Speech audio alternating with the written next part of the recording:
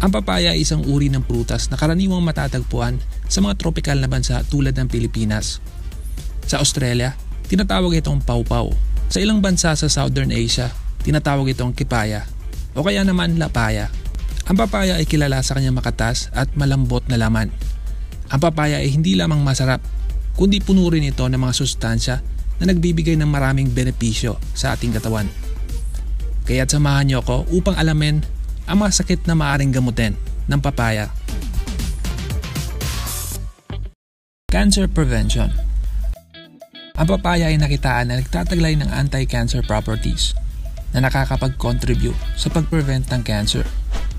Ang mga vitamins at antioxidants ng papaya ay epektibong nakakapagpababa sa panganib ng pagkakaroon ng iba't ibang uri ng cancer.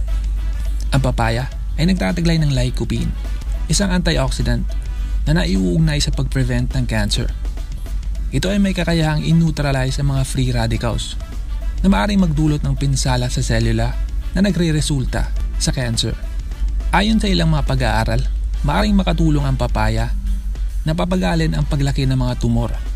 Bukod dito, ang mga katas ng papaya ay pinakita ring epektibo laban sa breast, prostate at colon cancer.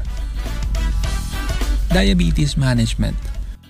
Ang papaya ay may bababang glycemic index na nangangahulog ang hindi ito nagdudulot ng mabilis na pagtaas ng blood sugar levels. Ang mga nutrients nito ay nakakatulong sa pag-regulate ng insulin production. Ang fiber content ng papaya ay nakakatulong sa mas maayos na pagsipsip ng glucose sa ating katawan. May mga pag-aaral na nagpapakita na ang papaya ay maaaring makaapekto sa insulin sensitivity. Makakatulong ito sa mga taong may type 2 diabetes na mapanatili ang tamang antas ng kanilang glucose.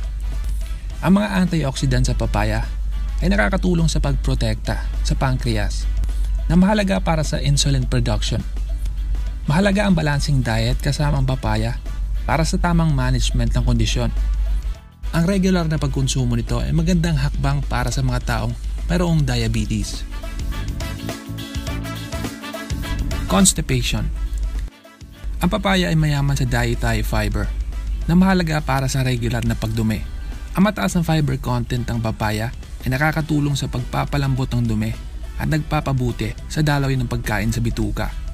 Ang enzyme na papain ay nakakatulong din sa pagtunaw ng mga protina na nagpapadali sa proseso ng digestion. Ang pagkain ng sariwang papaya o pag-inom ng juice mula rito ay nakakatulong sa mga taong madalas nakararanas ng constipation. Ang regular na pagkain ng papaya ay nagdudulot ng mas healthy bituka. Bukod din dito, ang papaya ay may hydrating properties na nakakatulong sa pagpapanatili ng tamang hydration ng ating katawan. Sakit sa puso. Ang papaya ay mataas sa antioxidants tulad ng vitamin C at beta-carotene na nakakatulong sa pagpapababa ng cholesterol levels. Ang mga anti-inflammatory properties nito ay tumutulong sa pagbawas ng panganib ng mga sakit sa puso. Bukod pa dito, ang mga potassium na nilalaman ng papaya ay mahalaga para sa cardiovascular health. Sa kabuuan, ang regular na pagkonsumo ng papaya ay nakakatulong na maiwasan ng iba't ibang komplikasyon sa puso. Ang mas malusog na puso ay nagre-resulta sa mas magandang kalidad ng buhay. Alzheimer's. Ang papaya, lalo na mga fermented na produkto nito, ay pinapakita ring nakakatulong na mabawasan ang oxidative stress na konektado sa sakit na Alzheimer. Ang mga antioxidants sa papaya ay pinaniniwalaan ding epektibo para sa neural health. Ipinapakita ng mga pag-aaral na maaaring pabagalin ng papaya ang progress ng sakit na ito. Ang mga compound ng papaya ay nakakatulong sa pagprotekta sa mga brain cells mula sa pagkasira. Bagamat wala pang sapat na ebidensya para sa mga epekto ng prutas na ito, ang potensyal ng papaya bilang nutraceutical ay maaaring magamit sa larangan ng neuroprotection. Ang mga pasyenteng may Alzheimer's disease ay maaaring makinabang mula sa dietary inclusion ng papaya. Ang papaya ay mayaman sa vitamin A at beta-carotene na mahalaga para sa pagpapanatili ng magandang paningin. Ang mga nutrisyong ito ay tumutulong na protektahan ang mga mata mula sa pinsalang dulot ng free radicals na nakakabawas ng panganib ng iba't ibang uri ng sakit sa mata tulad ng katarata at glaucoma. Ang beta-carotene ay nako-convert bilang vitamin A sa ating katawan na kinakailangan para sa paggawa ng mga pigment sa ating retina. Bukod dito, ang mga antioxidant sa papaya ay nagproprotekta rin sa mga sensitive tissue ng mata mula sa oxidative stress. Ubo at sakit sa baga. Ang papaya ay mayaman sa vitamin C na mahalaga para sa respiratory health. Ang mga antioxidants ay nakakatulong sa pagprotekta sa baga mula sa pinsalang dulot ng mga polusyon at irritants. Ang papaya ay meron ding mga anti-inflammatory properties na nakakatulong sa mga kondisyon tulad ng asthma. Bukod dito, ang pagkain ng papaya ay nakakatulong sa pagpapalakas ng ating immune system na mahalaga sa paglaban sa respiratory infections. Maaaring gawing smoothie o salad ang papaya upang madali itong makain. Mahalaga ring uminom ng sapat na tubig habang kumakain ng papaya. Problema sa balat. Ang papaya ay may mga natural na antibacterial properties na nakakatulong sa paglaban sa acne-causing bacteria. Ang enzyme na papain ay nakakatulong sa pag-exfoliate ng balat, kaya naman naaalis nito ang mga dead cells. Ang mga vitamins at antioxidants sa papaya ay nagpapaganda ng kutis at nag-aalis ng mga blemishes.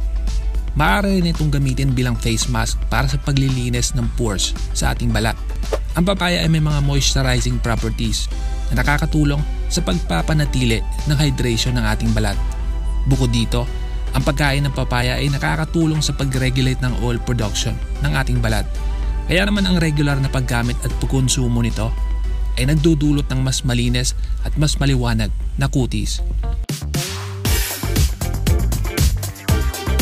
Mayaman ang papaya sa potassium, isang mahalagang mineral na nakakatulong sa pagpapababa ng presyon ng dugo.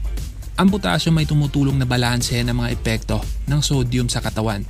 Kapag mataas ang sodium levels, maaaring tumaas ang blood pressure, kaya't mahalaga ang potassium upang maiwasan ito. Ang papaya ay tumutulong din sa pagpapalakas ng ating blood vessels. Bukod dito, ang mga antioxidant properties nito ay tumutulong sa pagpapanatili ng maayos na blood circulation. Ayon sa mga pag-aaral, ang regular na pagkain ng papaya ay nakakatulong na mabawasan ang panganib ng stroke at heart attack. Madalas din itong nire-rekomenda para sa mga taong may hypertension. Sa kabuuan, ang regular na pagkain ng papaya ay maaaring magdulot ng positibong epekto sa iba't ibang aspeto ng kalusugan. Kaya naman magandang idagdag ang papaya sa ating diet. Mainam na isama ito sa pang-araw-araw na pagkain upang mapanatili ang malusog at malakas na pangangatawan.